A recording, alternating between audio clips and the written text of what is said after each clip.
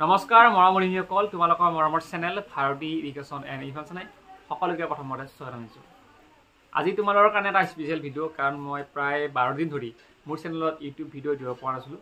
কাৰণটো হৈছে মই কৰিছোঁ বহুতো চাই জানে যে মোৰ অলপ বেমাৰ হৈ আছিলে, চ' সেই বেমাৰৰ কাৰণে মই ভিডিঅ'বোৰ দিব পৰা নাছিলোঁ। চ' আজি অলপ টাইম ওলাই পেলাই মই তোমালোকৰ কাৰণে ভিডিঅ' লৈ আহিছোঁ। আৰু বহুত টপিকটো নিশ্চয় তোমাৰ থাম্বনেইলখন চাই আৰু টাইটেলটো চাই গম পাইছা যে ৰিজাল্ট কেতিয়া দিব, মেট্ৰিক বা হায়াৰ ছেকেণ্ডেৰী পৰীক্ষাৰ ৰিজাল্টটো কেতিয়া দিব। চ' সেইটোৰ বিষয়ে আজি আলোচনা কৰিম। এতিয়া কথা হ'ল যে তোমালোকৰ ৰিজাল্ট একচুৱেলি কোনটো তাৰিখে দিব। গুগলত তোমালোকে চাৰ্চ কৰা তেনেহ'লে পাবা যে তোমাৰ অতি শীঘ্ৰে দিব, বেলেগ বেলেগ দি আছে গুগলত, কিন্তু সেবা এতিয়ালৈকে ডিক্লেয়াৰ কৰা নাই। বা সেবাৰ যোনটো অফিচিয়েল ৱেবছাইট আছে ৰিজাল্টৰ ৰিজাল্ট.শিক্ষা, সেই ৰিজাল্ট.শিক্ষা ৱেবছাইটটোতো কিন্তু এতিয়া ধৰণৰ কোনো ৰিজাল্ট ডিক্লেয়াৰ কৰা নাই। কিন্তু মে বি মোৰ মতে কিমান তাৰিখে দিব পাৰে বা কিছু মাহত দিব সেইটো মই কৈ দিছোঁ। তোমালোকে এপ্ৰিলততো ৰিজাল্ট নিদিয়ে, কাৰণ কিয় এপ্ৰিলত নিদিয়াৰ কাৰণটো হৈছে এপ্ৰিলত তোমালোকৰ আমাৰ ইলেকশ্যন আছে, ঠিক আছে, ইলেকশ্যন আহি আছে। চ' ইলেকশ্যনৰ কাৰণে কিন্তু এপ্ৰিলত ইলেকশ্যন হ'ব, ইলেকশ্যনৰ প্ৰচেছ চলিব, ইলেকশ্যনৰ কাৰণে কাম হ'ব। চ' সেইকাৰণে এতিয়া এপ্ৰিলত নিদিয়ে। এপ্ৰিলত কোনো ধৰণৰ এক্সামো নহয়, মানে তোমালোকৰ যোনবোৰ চৰকাৰী এক্সামৰ ৰিজাল্টো নিদিয়ে, কোনো ধৰণৰ হেৰিও নিদিয়ে, মানে একো আঁচনি নিদিয়ে মানে ইলেকশ্যনৰ সময়ত। চ' সেইটোৰ কাৰণে ৰিজাল্টো নাপাবা। তোমালোকে এপ্ৰিলৰ পিছত আহি আছে মে মাহত তোমালোকৰ ৰিজাল্ট দিব, কাৰণ প্ৰতি বছৰে মেট্ৰিক পৰীক্ষাৰ ৰিজাল্ট কিন্তু মে'তে দিয়ে।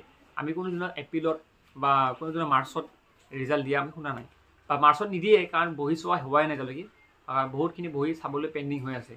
প্ৰায় 3 লাখমানখিনি ষ্টুডেণ্ট আছে, তেওঁলোকে এক্সাম দিছিলে। তেওঁলোকৰ বহিবোৰ চাবৰ কাৰণে টাইম লাগিব, কাৰণ বহুতখিনি প্ৰচেছ আছে। বহিবোৰ চোৱাৰ পিছত চালেই নহ'ব, সেই চোৱাৰ পিছত তোমালোকৰ সেই এক্সাম পৰ্টেলত বা মাৰ্কশ্বিট যোন পৰ্টেলত, সেই পৰ্টেলত আপলোড কৰিব লাগিব। আপলোড কৰাৰ পাছত এক্সেল শ্বীট বনাই তোমালোকৰ কাৰণে মাৰ্কশ্বিট বনাব লাগিব। গোটেইখিনি কাম বহুত দীঘলীয়া প্ৰচেছ হয়। এনেকুৱা নহয় যে বহি চালে আজি কালি ৰিজাল্ট দিব, সেইটো ধৰণৰ কথা নহয়। এইটো লং প্ৰচেছ হয়, কাৰণ কিয় তোমালোকৰ এটা জীৱনৰ বহুতখিনি বস্তু সংলগ্ন হৈ আছে।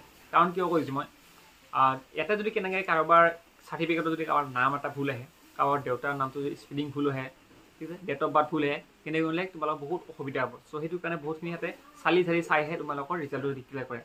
আজি দিম বুলি কেনে দিব নোৱাৰে, ঠিক আছে। চ' সেইটোৰ কাৰণে মই তোমালোকক কৈছোঁ যে তোমালোকে মে মাহত অপেক্ষা কৰা। মে'ৰ 7 তাৰিখৰ পিছত ৰিজাল্ট দিব পাৰে, নহ'লে মে' মাহত ৰিজাল্ট দিব পাৰে।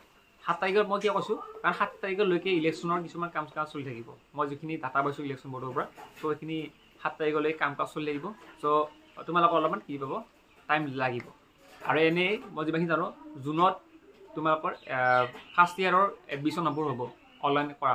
আৰু এতিয়া এটা কথা কৈছোঁ, পলিটেকনিকৰ এণ্ট্ৰেন্স এক্সামৰ কাৰণে যি প্ৰিপেৰেশ্যন কাৰণে কৰি থকা, কাৰণ পলিটেকনিক এণ্ট্ৰেন্স এক্সামৰ কাৰণে অতি শীঘ্ৰে কিন্তু তোমালোকৰ ফৰ্ম ফিল ষ্টাৰ্ট হ'ব। যোনে ইঞ্জিনিয়াৰিং লেভেলত পঢ়িম বুলি ভাবিছা, তোমালোকে পলিটেকনিকৰ কাৰণে এতিয়া পঢ়াৰ কাৰণে চেষ্টা কৰা। মেথছ আৰু ছায়েন্সৰ কিতাপখিনি 9, 10ৰ কিতাপখিনি আহি পঢ়ি থকা। এইখিনি কৈছোঁ। থেংক ইউ ছ' মাছ। ধন্যবাদ।